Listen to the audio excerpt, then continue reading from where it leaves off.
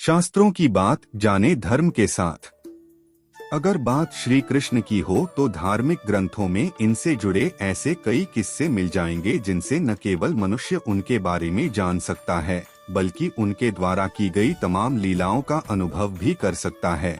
हिंदू धर्म में इनके पैदा होने से लेकर कई इनके अंत तक से संबंधित ऐसी बहुत सी कथाएं वर्णित है, क्योंकि कहा जाता है न केवल इनका जन्म बल्कि इनका पूरा जीवन ही बहुत अद्भुत था।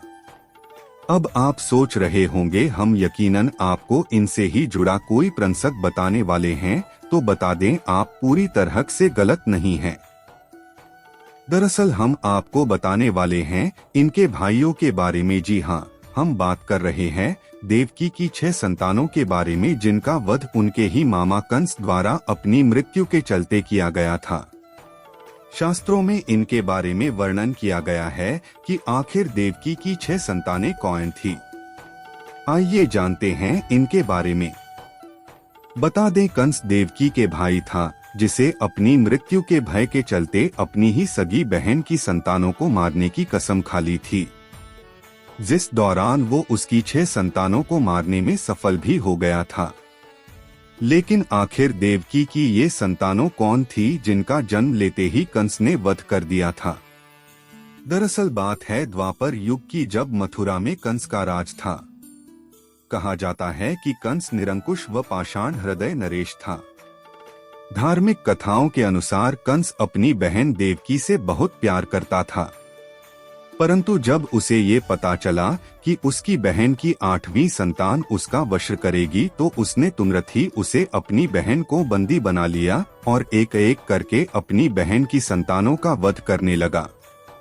धार्मिक शास्त्रों के अनुसार ये थी देवकी की पहली 6 संतानें।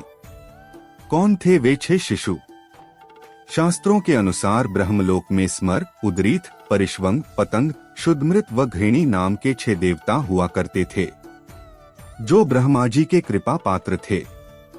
कथाओं के अनुसार इन पर सदैव ब्रह्मा जी की कृपा और स्नेह दृष्टि बनी रहती थी। इनके द्वारा की गई हर छोटी मोटी गलती को ब्रह्मा जी नजरअंदाज कर देते थे, जिस कारण धीरे धीरे अपने ऊपर घमंड होने लगा। उन्हें लगने लगा कि उनके सामने कोई कुछ नहीं है। इसी दौरान उन्होंने एक दिन ब्रह्मा जी का भी अनादर कर दिया, जिसके चलते ब्रह्मा जी को उन पर क्रोध आ गया। इसी क्रोध के आवेश में आकर उन्होंने उन्हें पृथ्वी पर दैत्य वंश में जन्म का श्राप दे दिया। श्राप मिलते ही उनकी भ्रष्ट बुद्धि ठीक हो गई और वो ब्रह्मा जी से क्षमा मांगने लगे। ब्रह्मा जी को उन पर दया आ गई और उन्होंने उन्हें श्राप को कम करते हुए कहा कि अब तुम्हें दैत्य वंश ने जन्म तो लेना ही पड़ेगा, पर तुम्हारा पूर्व ज्ञान बना रहेगा। जिसके बाद समयानुसार उन 6 देवताओं ने राक्षस राज हिरण्यकश्यप के घर जन्म लिया। इस दौरान उन्होंने पूर्व जन्म का ज्ञान होने के कारण कोई गलत काम नहीं किया। सारा समय उन्होंने ब्रह्मा जी की तपस्या कर उन्हें प्रसन्न करने में ही बिताया, जिससे प्रसन्न होकर उन्होंने ब्रह्मा जी ने उन्हें वरदान मांगने को कहा। उन 6 देवताओं ने दैत्य योनि के प्रभाव से उन्होंने वैसा ही वर मांगा कि हमारी मौत न देवताओं के हाथों हो, न गंधर्वों के, न ही हम हारी बीमारी से मरें। उनका ये वरदान सुनते ही ब्रह्मा जी तथास्तु कहकर अंतर्ध्यान हो गए। इधर हिरण्यकश्यप अपने पुत्रों से देवताओं की उपासना करने के कारण नाराज था, जिसके बाद उसने उन सबको श्राप दे डाला कि तुम्हारी मौत देवता या गंधर्व के हाथों नहीं, एक दैत्य के हाथों होगी। कहा जाता है इसी श्राप के चलते उन्होंने देवकी के गर्भ से जन्म लिया और कंस के हाथों मरकर सुतल लोक में जगह पाई थी।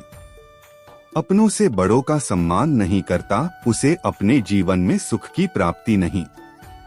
इसलिए अपने जीवन काल में हमेशा अपनों से बड़ों का आदर करें। इससे आप पर देवी लक्ष्मी की कृपा तो होगी ही, साथ आपके घर में इनका वास भी होगा।